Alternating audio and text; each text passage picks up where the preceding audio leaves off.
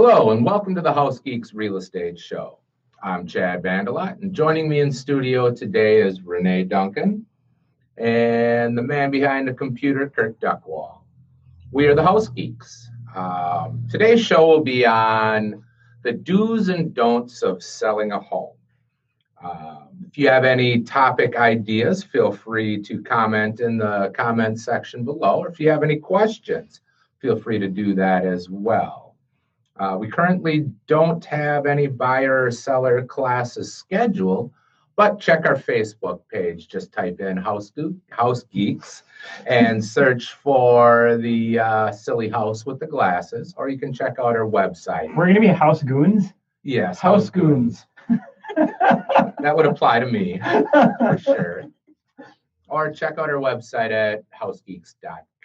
There you'll find all the latest and greatest searching and researching tools, and you could also download our mobile app, which is probably the most technological home searching and researching tool for mobile devices out right now.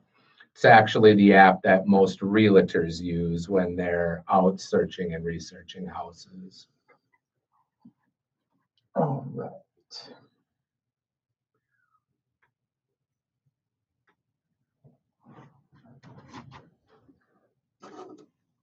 The House Goons Real Estate Show. That would be apt. Bye now. Yeah, bye. Bye. Check.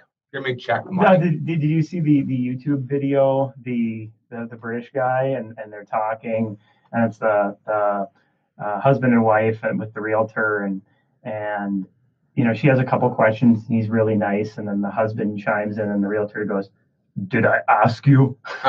No. Did I ask you? No. Quiet. All right, here we go.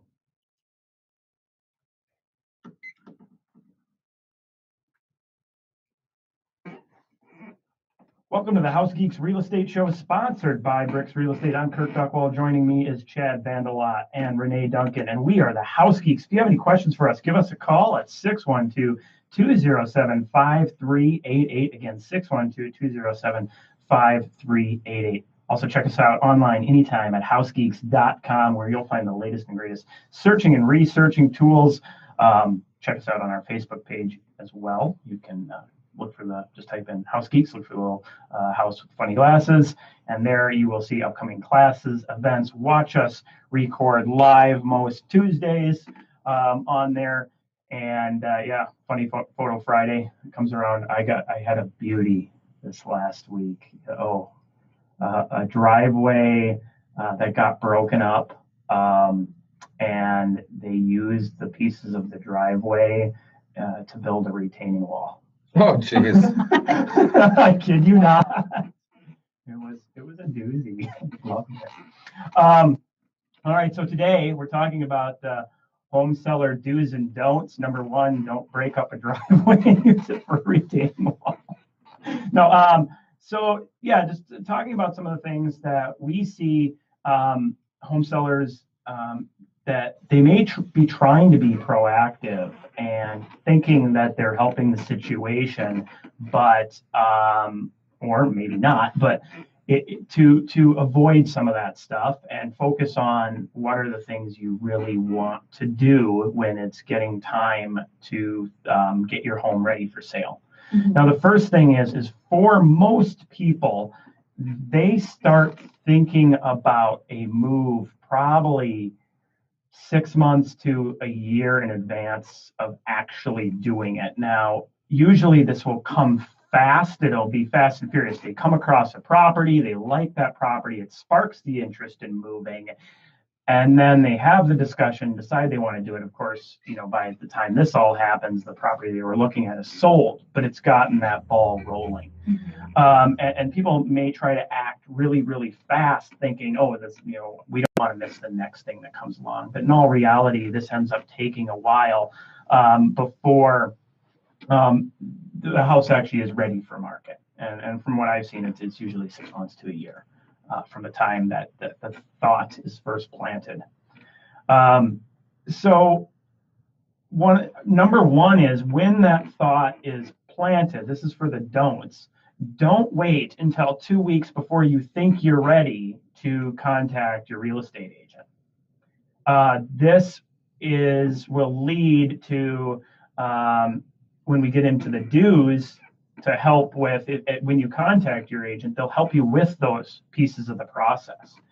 And because you can end up, taking 2 steps forward to take 3 steps back, because you're not engaging in the professional that's actually going to assist with that when it's time. An example for that is making sure that you get return on your investment for any kind of improvements or updating. Why would you redo a kitchen when you're about to sell it? Believe it or not, a lot of homeowners consider doing that. You're not going to get the full return by improving your kitchen a couple weeks before you sell it. Or the one that I see a lot, the deck. There's not a whole lot of return typically in the deck. You get it safe and usable and maybe get a fresh coat of paint or stain on it. But, I've had that question come up, oh, should I redo the deck? And so first thing is get that agent engaged right away in the conversation. Now, going back to the kitchen, there are certain things you can do to the kitchen. We'll get into that in the second half. Sorry, Renee. I think a common obstacle there is people are under the impression that they shouldn't, quote unquote, bother their realtor until they're pretty close to ready. And they don't understand that's what we're here for, 24/7, essentially, year round. 24/7 between the hours of 9. I don't work past 2 a.m. I draw the line at 2 a.m. But we're here to guide you, not just when you're close to making a sale or buying a home. Like, that's what we're here for. When we run you into shouldn't this feel like you're wasting our time. We run into this with buyers too. Well, we don't want to waste your time, so we're just going to go out and drive out and look at the house first, and then decide if we want to set up a showing. Of course, what happens by then? You get the showing set up, and then the house is under contract. And I would say like you're saying, we're here to guide you, engage us right away. We're here for the whole process, not just a little piece of that. Another one is don't think you have to wait until spring. And then the first thing is that, first of all, most people's perception of spring and when the spring market actually is are 2 different things. Mm-hmm. So, and different property types sell better at different times of year. And sizes as well, whether, if it's a condo versus a first-time home buyer, second-time home buyers, that these have different peak market times. And so you want to engage your real estate agent once again right away to talk about this and figure out when is not only the best market time, but when might it make the most sense for you. I mean, if you're dealing with the purchase side, you got to equate that in there as well. Yeah, interesting. Over the winter, I think in the last 2 years, there were a couple months where the inventory was actually lower than the inventory in the quote unquote spring market. And for the listeners out there, inventory is measured in number of homes available relative to the number of buyers that are out there. So essentially, it's the demand at that particular time. And it's easy to pull those numbers, and you can pull those numbers on a city by city level, on a neighborhood by neighborhood level. You can take into consideration price ranges, but a good realtor will be able to pull those numbers for you given certain parameters. So here's one. Once again, I think it's maybe due to the trust in our industry, but we come across this a lot, which is, should I pay for an appraisal prior to putting my home on the market? And really the answer is no. There's no reason to do that. An appraisal is not an estimation of value. It is a tool to determine risk for a bank, is what it's there for.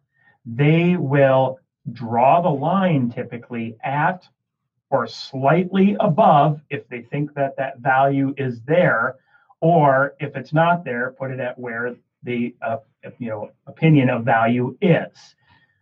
So you will not get an accurate reflection of where should you list this home. What you're getting a reflection of is what is the bank willing to lend? But you don't know, depending on that buyer's situation that's coming in. You know, it's an appraiser's hired by a bank. The bank's going, is this good to lend money on, or is this not good to lend money on?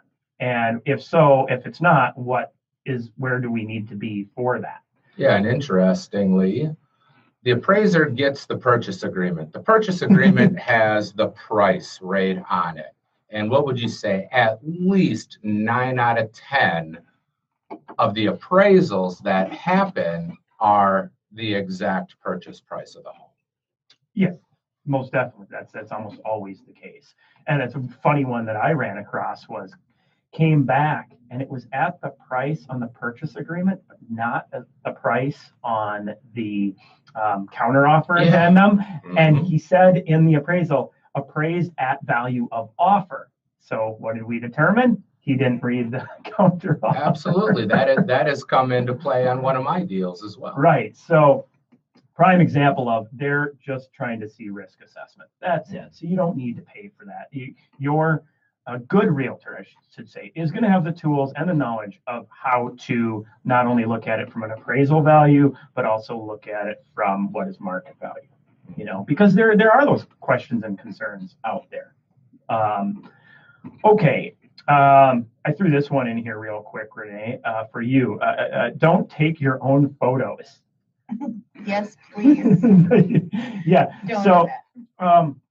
well, and the reason being is, I mean, it's one thing if you have a couple of photos of the yard that's the middle of the winter and we need something to put out on the counters or something like that. Okay, that's great. But I have people, once again, trying to be proactive, and they'll shoot their own photos because they took a photography class one time. Back in 1985. In 85, yeah, and they developed them down in their dark room.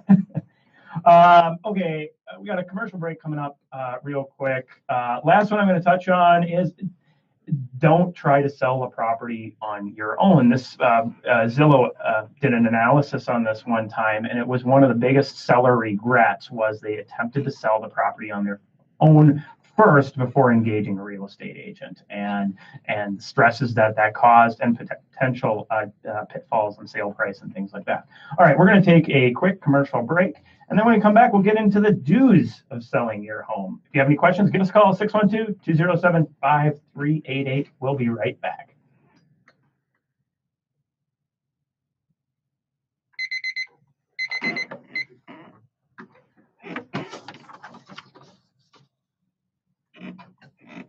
It goes so fast. Mm-hmm. It's beautiful. You ready? Mm-hmm. All right. Let me check. Are you watching Facebook or no? No, because for some reason, every time I want to share it, it wants to share it back to the House Geeks. So I have to figure out how to change that. I can pull it It up. didn't give me, I got it. I was double checking. It didn't give me the option to choose. Hi, Maddie, if you're still watching. Hi, Maddie. And we have Tad Johnson and Angela Crossa also watching. Hi, Tad and Angela. All right. All set? Mm-hmm.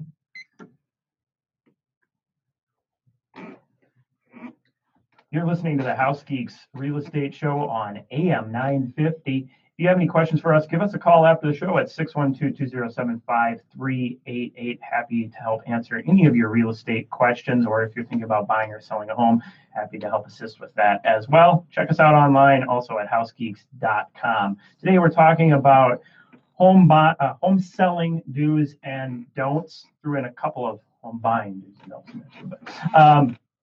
Yeah, so last segment we covered the don'ts. Left off with the for sale by owner is one of the biggest pain points that we've seen out there for sellers. But getting into the things that you want to do. And this goes back to the engaging your real estate agent right away to help determine which of these things and how to go about it. But one of the biggest returns that you can do when getting your home ready is fresh paint on the walls if the paint is, scratched up, scuffed up, chipped away, whatever it might be. Or any of the colors that are on the Easter spectrum. All those pastel colors. I think we have some of those colors in my daughter's room. Absolutely. But you'd probably paint it before you sell your house, wouldn't you? Yeah, probably. So yeah, and that's where, I carry a paint chart with me. And, I know when we do our staging walkthroughs, when we have Becca come through, we'll talk about paint colors and which ones to go with. Because, I've seen people, once again, they'll try to do that on their own and then maybe not pick the tones that might be the best. I mean, if you're going to paint, you might as well, take as much info as you can get to get what's going to be the best for the sale of your home. It is the cheapest improvement with the most return you can do. And then also one more thing, if you know you're not a good painter, if you know you're going to get paint on the trim or there'll be runs or you'll get it on the ceiling, it's really affordable to hire a painter and you will get more return from a little more expensive paint job by a professional. Now, if you are good at it, it makes a big difference. or see, I will be one of the first to say I'm not a great painter when it comes to hitting the trim. Invest in lots of masking tape. I've heard if you should be spending as much time taping as you are painting. Oh, it takes me longer to prep the room for paint than it does for me to actually paint it. Yeah. Well, and on that note, people tend to forget about the trim, and just as a photographer and a realtor, that's the first thing I notice. If everything looks great, but the trim is dingy and old and chipped, it just is glaring to me, and then it makes me think, oh, well, they've done a little bit of work, but they weren't actually maintaining during their ownership. Yeah, they call that lipstick on a pig, I think. Right? Declutter. And some depersonalization. And this is where, when we walk through once again with the stager, talking about what pieces to take out, what pieces to leave, how to prep bookshelves and countertops and nightstands and dressers and all of that to get it ready.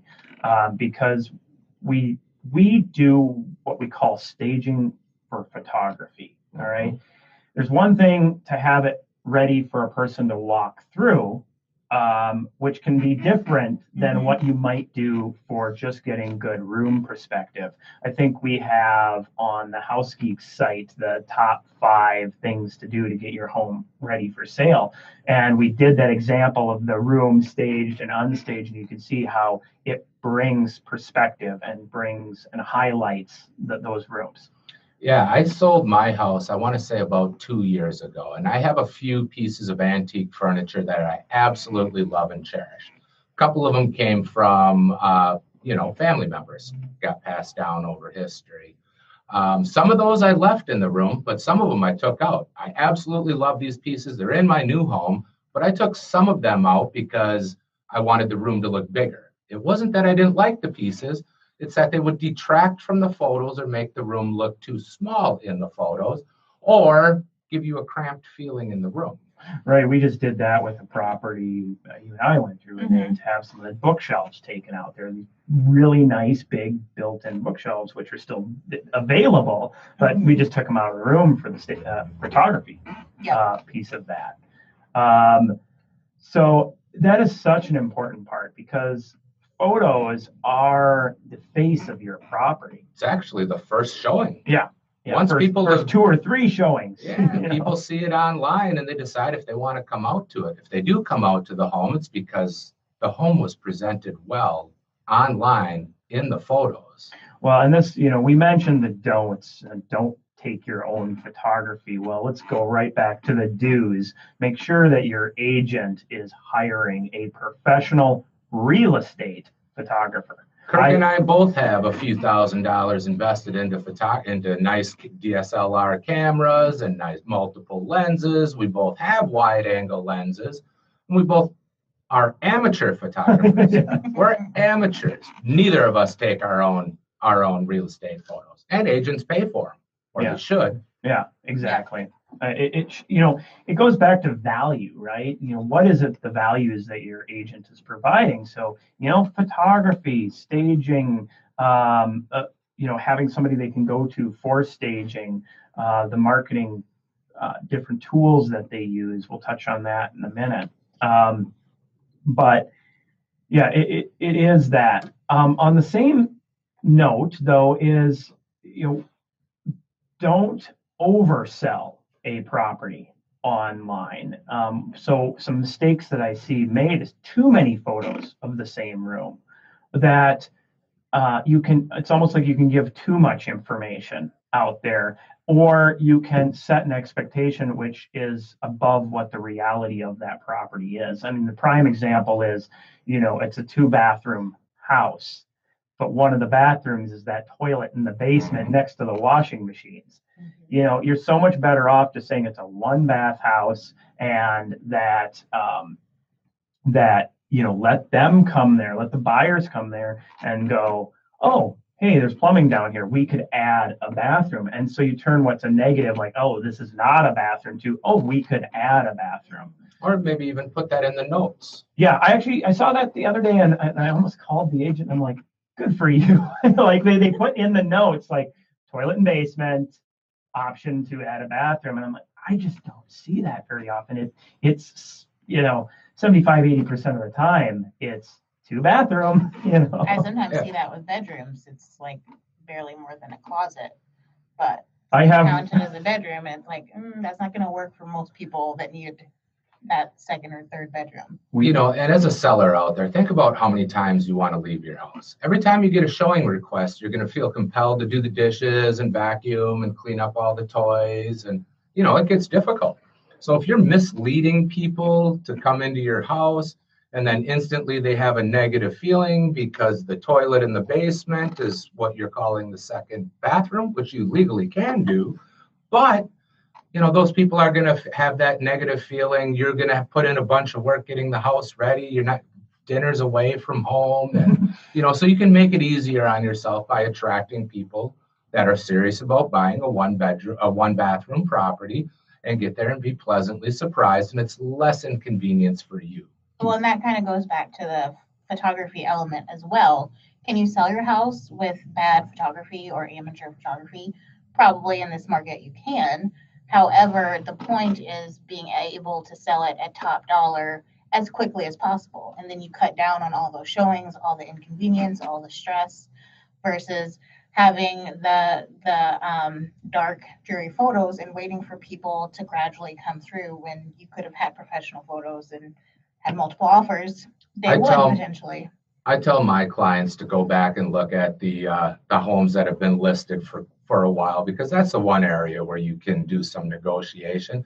And for buyers, so often you find that those are great, not always, but oftentimes they're great homes with bad pictures, and people chose not to see it because they're chasing all the new stuff coming on now, because they're afraid they're going to miss out on the perfect new home that's coming on the market. Well, and that's wrap up with this. You want an agent that's going to provide a lot of different marketing out there.